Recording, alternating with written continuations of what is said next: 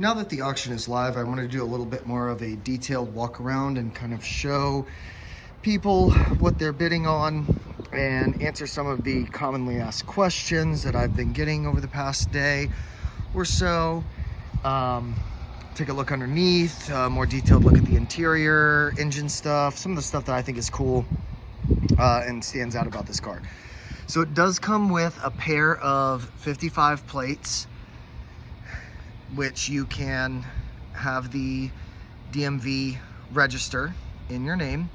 As far as the chrome goes, it could use a little bit of a polishing, but overall, like, it's still in pretty good condition, especially on the trim, like on the taillight trim and the hard top trim,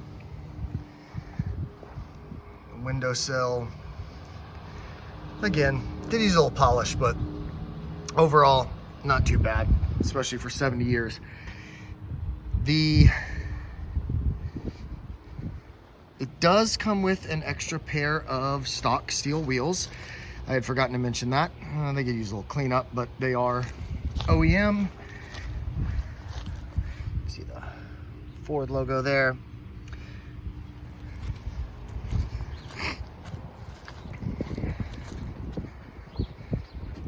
As far as the windows and the seat go, let's take a look at those. All right, power on. So, driver's side window, see the crack in it, but it doesn't affect how it seals. Way down, no problem. Passenger side, no issues. The 4-way power seat, way up,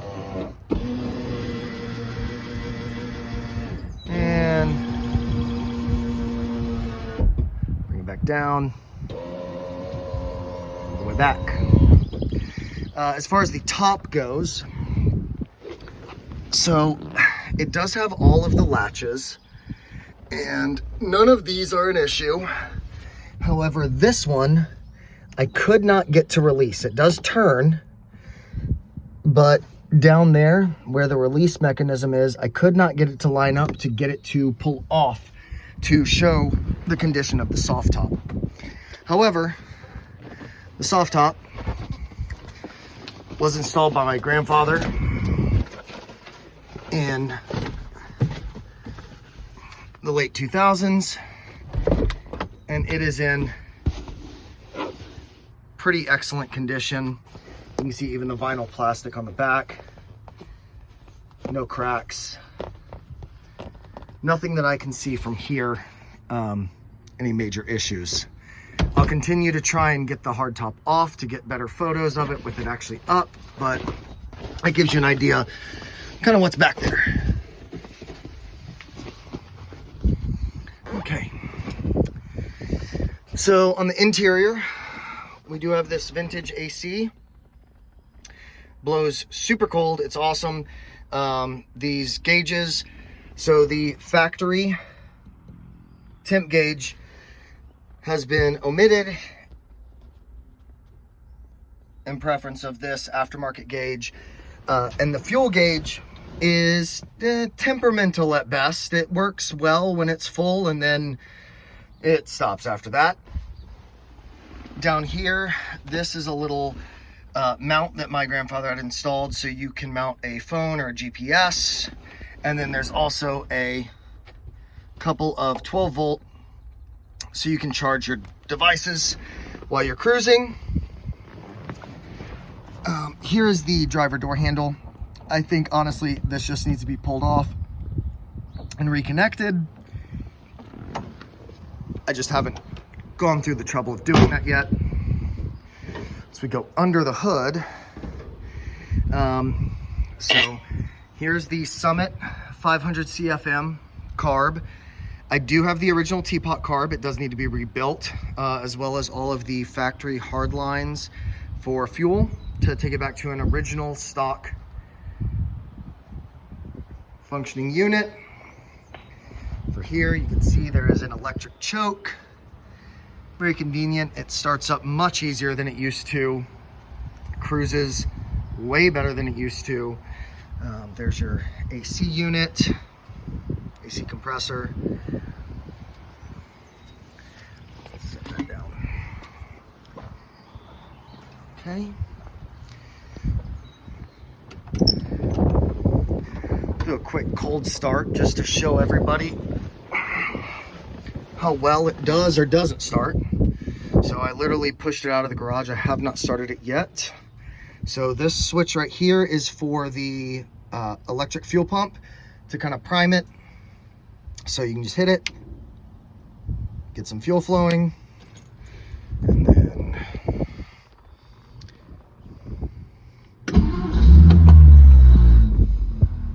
okay, let's give her one more.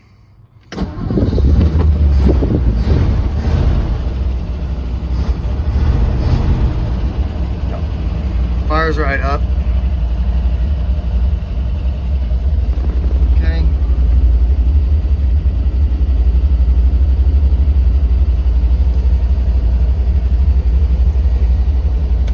AC. Can't feel it through the phone, but it's already cold. Idle is holding strong.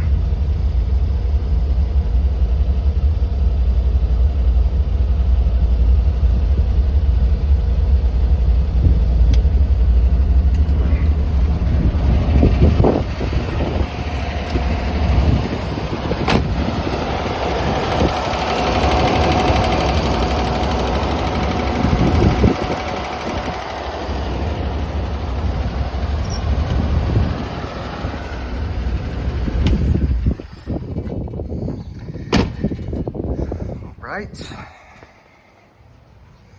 So like I said, it has been converted to a 12-volt system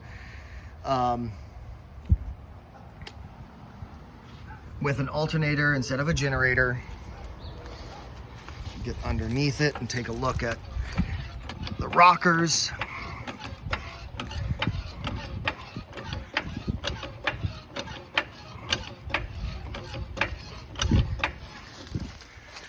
Go into the wheel well, you can see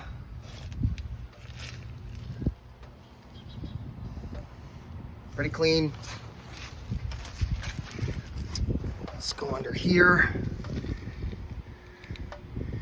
Okay. Nothing major, some cobwebs, some water leaking from the AC.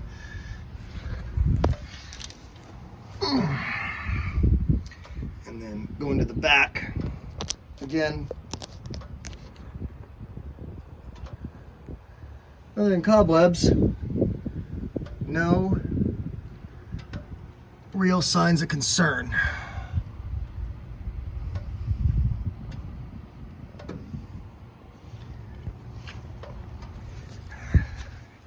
I did note that there was a power steering leak, and I will show you exactly where it's coming from. I have already replaced all of the lines that run down into the rack. Ooh. These as well have been replaced, but you can see where it's running down. It is coming from right there.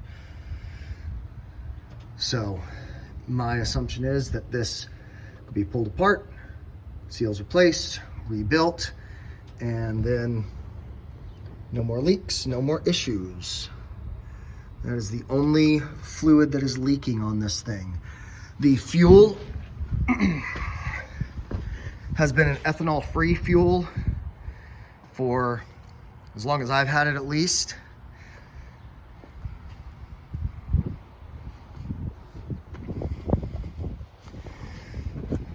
Yeah, so happy bidding, and let me know if you have any other questions. I will be more than happy to answer them.